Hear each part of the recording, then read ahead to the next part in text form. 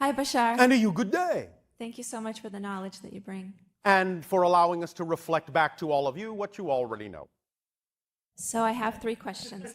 Oh, all right. Another triad. Yes. Does the body have the ability to heal regardless of what trauma that has been through? Even after surgeries, trauma, viruses, damage, all kinds of damage to the body, does the physical body really can it heal 100%, really?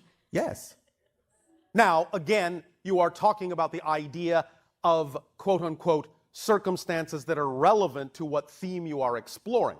Certain themes you are exploring may not have chosen for the body to be allowed to heal, but in the generalized answer, yes, the body is capable of healing from anything. Anything. But you have to be in the right vibration to allow it to do so. And again, taking advantage of the collective agreement of the ideas in physical reality that you allow yourselves to generally be affected by automatically, you can aid the body in that sense vibrationally in its ability to heal from just about anything by doing certain physical things that are representative of being in alignment with the collective agreement about what health is, such as detoxification.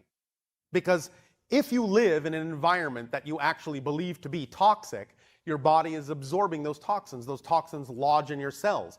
So no matter what it is you put in your body that might be beneficial, if the cells are blocked from absorbing the nutrients by being full of toxins, then putting all that will not help you. But if you flush your body of the toxins and make room for the nutrients, then when the body has the building blocks it needs to heal itself, it can heal itself from anything. So that's one approach to it. Obviously, there's an energetic approach, all sorts of different approaches. But fundamentally, yes, your body can be in an absolutely natural state of health absolutely all the time, no matter what it has been through. It can always have the ability. It always has the ability to repair. Because again, remember, what are you actually doing? You're not actually changing that body. You're shifting yourself back into a parallel reality wherein the body is, by definition, healthy. So the answer, in a sense, is yes and no. Linearly speaking, in time-space perspective, yes, the body can heal itself from anything. Mechanically speaking, from a physics point of view, the body actually never has to heal itself. You just have to shift your consciousness into a body that's already healthy. Does that make sense? Yeah, but even if you change your consciousness, something happened to you physically, your consciousness will realign your body and your cells in your body. I mean, what if something already happened physically to you? You can't undo that. I'll say it once again.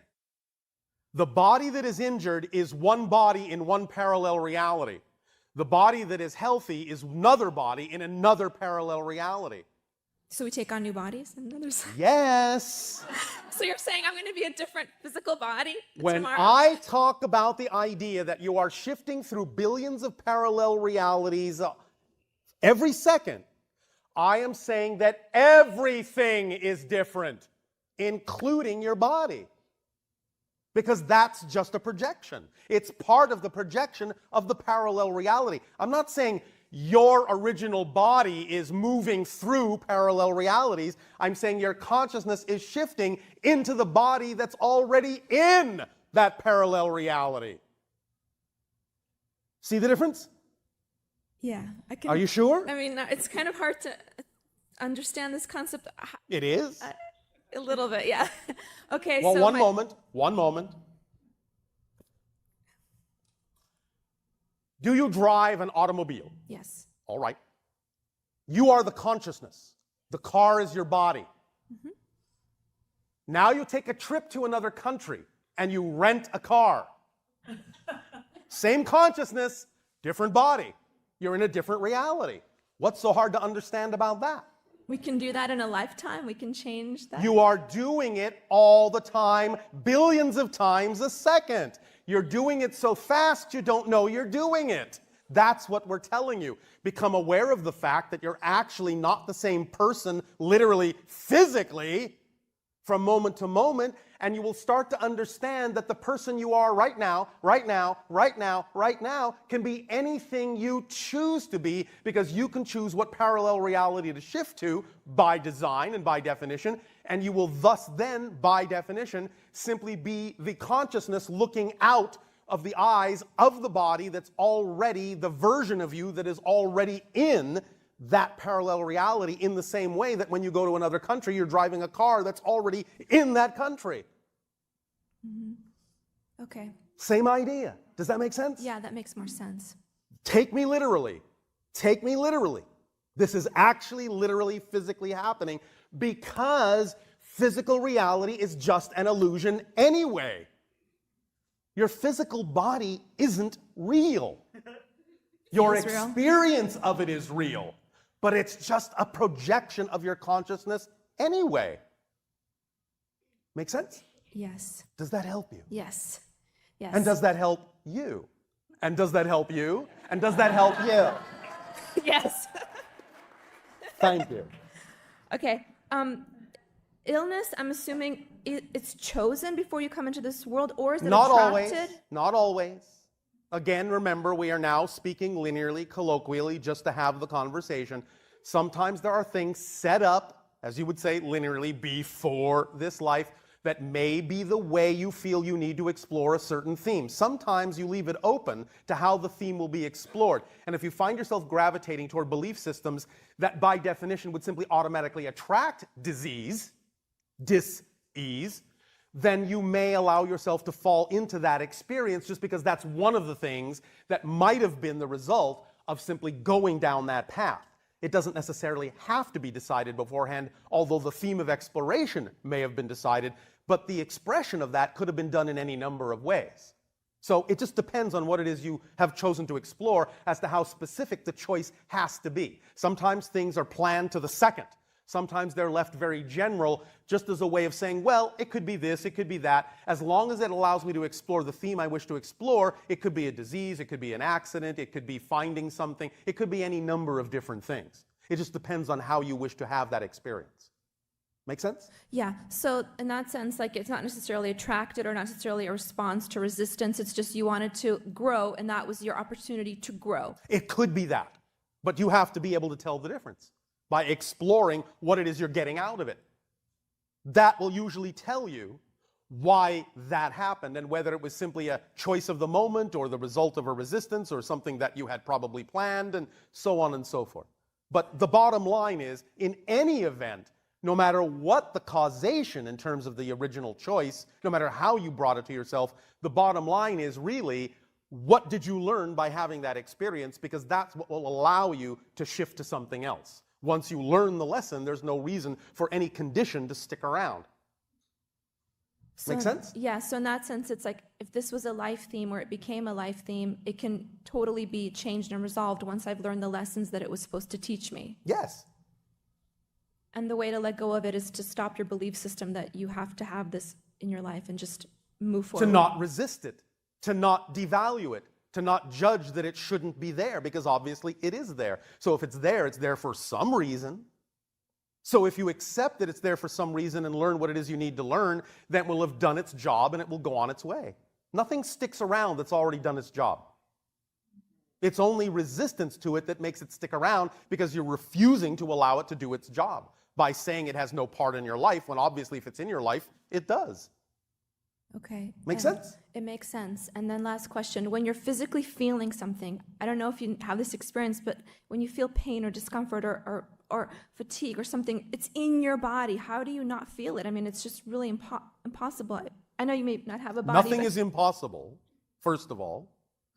The idea is, of course, is that on your planet there are many people called yogis and other practitioners and shamans who have developed the ability to allow the idea of pain to be transformed. You understand? Yeah. You can do that too if you wish. But again, you must remember at the same time that because many of you have simply agreed to go along with a collective consensus of what physical reality is all about, some things you allow to simply be on automatic. So yes, when you have stubbed your toe, you will usually have some kind of painful sensation because you have agreed on the laws of physical reality, and thus then you simply don't need to take the time to circumvent that. At the same time, if it is of value to your particular exploration and your theme and your life lessons to understand how to transform that sensation into something else, then take some time to explore how the people that are already doing it on your planet do so. It's really mostly a matter of simply shifting your attention or redefining what it is you are experiencing. Mm-hmm. So you can redefine anything, even the worst thing. It's just energy. It's just vibrating energy. You can redefine all of it and have a completely different sensation. Have you not yourself seen or heard of demonstrations of what you call hypnosis, where a person is told that their skin is being touched with a lit cigarette and they blister when in fact it was just a person's finger? Have you not also conversely seen where people have been touched with a lit cigarette and not blistered because they were told it was just a person's finger? Have you not understood this idea? Yeah. Well, what do you think's happening there? Their They mind. believe Yeah, they believe. the reality they are being told. Yeah. Thus, then that is the response. Mm-hmm. You understand? Yeah, I understand. So anything can be transformed as long as the focus, as long as the energy, as long as the perspective says one thing, then whatever is not the vibration of that belief will never have the ability to affect that person. Mm-hmm. Make sense? Yes. Does that help? Yes, it does. Thank you. Thank you very much.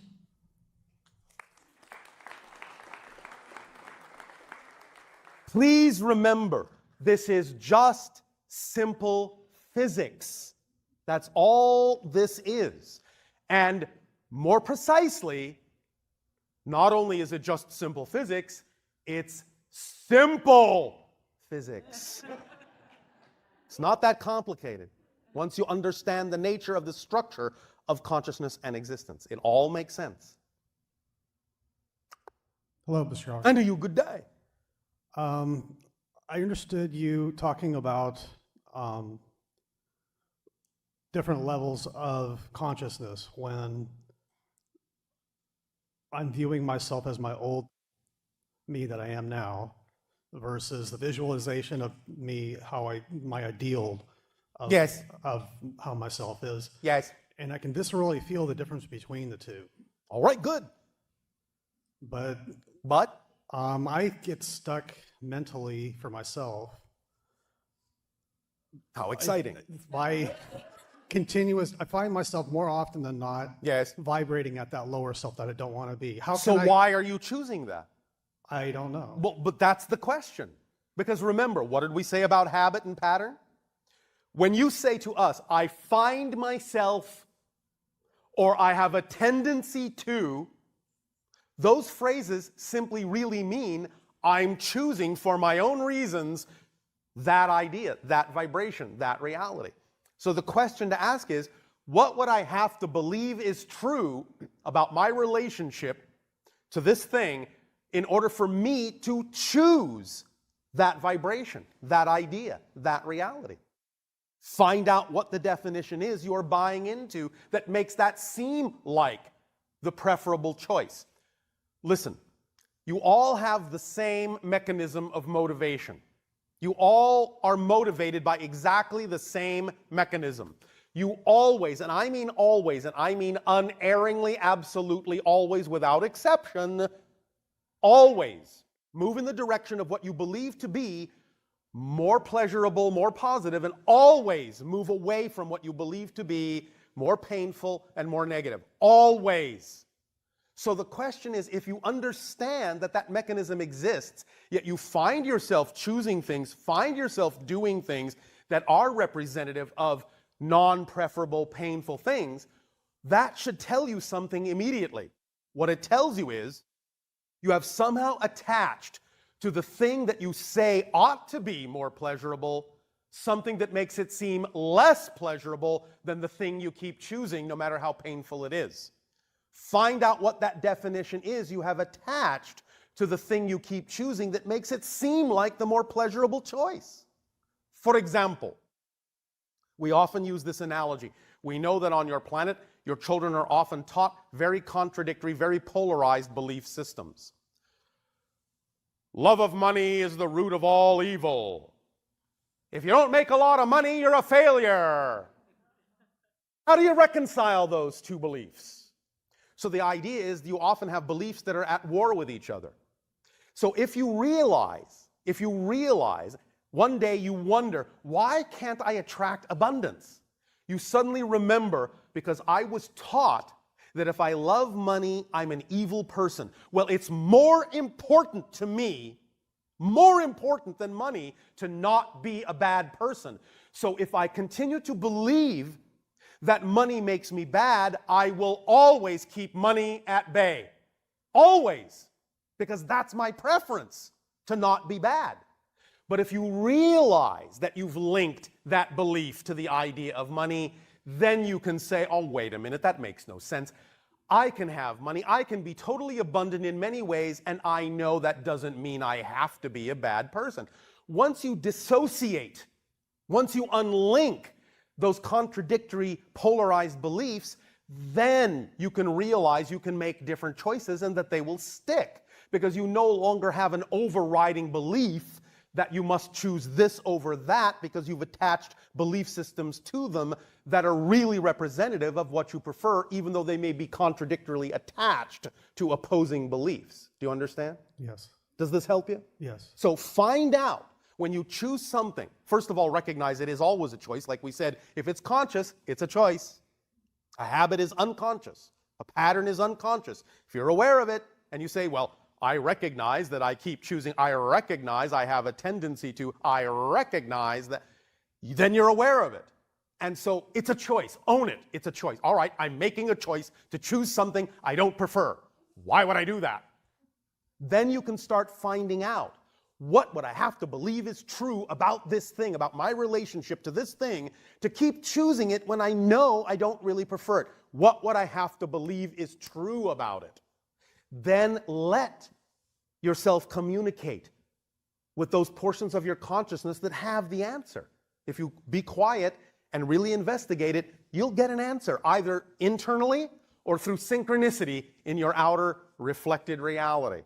You'll get an answer, but you have to ask the question and be open and willing to receive an answer to really understand what the belief is that allows you to believe that's the choice you need to make. Because it's all predicated on definition. It's all predicated on belief. If you don't have a definition, if you don't have a belief, you don't feel any one way about anything, and you don't make any choices about anything at all. So it all comes from belief. It all comes from definition. Find out what it is. Recognize it has nothing to do with what you prefer. Let it go, because you don't want to be a belief thief, and move on. All right? What if I have trouble? What if you have what? Difficulty. What if you have what? Why would you have trouble? Do you understand that what you're saying right now is a belief? Yes. I believe that if I move ahead in this process, my definition of this process automatically labels it as difficult and troublesome. Do you understand? That's a belief. It is not empirically true that the process is difficult. It's not built in. It's not automatic. It's not a given. It's your belief that the process will be difficult. So why believe that? You understand? You have to catch yourself at every phrase and hear yourself spouting beliefs. It's not a given. Many of you say those things as if they're carved in steel. Well, everyone knows this is difficult. No, they don't. Only you think it is. Maybe many other people believe the same thing, but who cares what they believe? What do you prefer to believe? I prefer to believe that it's simple and easy. Then when you vibrate in that frequency, you will get the synchronicity that brings you the opportunities that you can act on that will be simple and easy opportunities if you truly believe it can be that simple. But if you don't, it won't. But it's all what you believe. Do you understand that? Yes. Do you believe it? Yes. Are you sure? Yes. Thank you. Does that help you? Yes. Thank you. Thank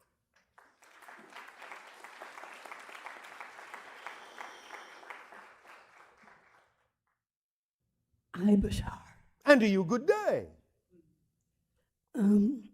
I hope my question is not repetitive. Would you repeat that? I don't know. I'm a mother, Oh, all right. and I wanted to ask you about the concept of worry. Worry. Yeah, Well, what are you worried about? my kids. Why? Well, I spoke with you before about my son had some mental health problems, I understand, but what are you worried about? that it will happen again. So, I don't want I don't it mean to make light of it, but really, so? I feel like I'm creating it. I don't Don't you want it think to the child has a hand in creation as well? Well, he keeps telling me to stop playing doctor and he's okay. Then why don't you pay attention? Okay. Why not let the child heal you? Because in many ways, the child is behaving more like the parent. Learn that this is a co-creation. Learn that this is an agreement. Learn that this is an orchestration. Pay attention to what the child is saying. Take it to heart, that there is a reason for what is going on in the relationship on all levels, including physically, mentally, spiritually, emotionally. Learn from it together. It's a journey you've decided to take together. It's not a one-sided thing. The weight of the world is not just on your shoulders. So you can let that go and walk down the path hand in hand with the child by also paying attention to when the child becomes the mentor and when the parent needs to be the child for a while, and pay attention to the guidance from the parent. Does that make sense? The guidance for the parent, that's me. The guidance from the child that is behaving more like a parent than the parent is. Do you understand? Okay. I'm going to work on that. Well, you can either work on it and work up a sweat, or you can simply accept and allow and discover what comes from that allowance, rather than walking down the path constantly worrying that you're on the wrong path, which is not possible. The only way to miss an appointment is by spending time worrying you'll miss the appointment. The only way to not be on your path is by assuming that you're off it. So the idea is that obviously you set this up together, and you just need to pay a little bit more attention that the child knows more than you might think. Now, that doesn't mean you can't guide, but also you must listen and be guided. It's a concert. It's a give and take. It's an agreement. It's a collaboration. All right? Yes. I'd like to ask you a question about my voice, which we have spoken about before. Yes. When am I going to get my voice back? That depends. When will you have something that you need to say? The idea really for you is multifold in terms of its symbology. And right now, relevant to the issue you have just raised regarding your child, it's really a symbol of you don't really need to say so much. You really need to listen more. You understand? When you listen with the proper degree of balance, you'll get your voice back, but only to the extent that you actually need to say something. This is your own governor, your own self-regulating methodology of making sure that you don't actually say more than you need to say. The more you try to say more than you need to say, the harder it will be to say anything. When you start relaxing into the idea of just listening and trusting and not worrying so much, and know that you don't need to say as much as you think you do, your voice will be there for the things that actually need to be said. Do you understand? Yes. All right. But one time you told me that there's other ways to communicate. There are. And you can learn that as well if you haven't done so already. But the first step in communication is listen to what is actually being said to you. All right? Yes. Thank you. Thank you, Bashar. Hello, Bashar. And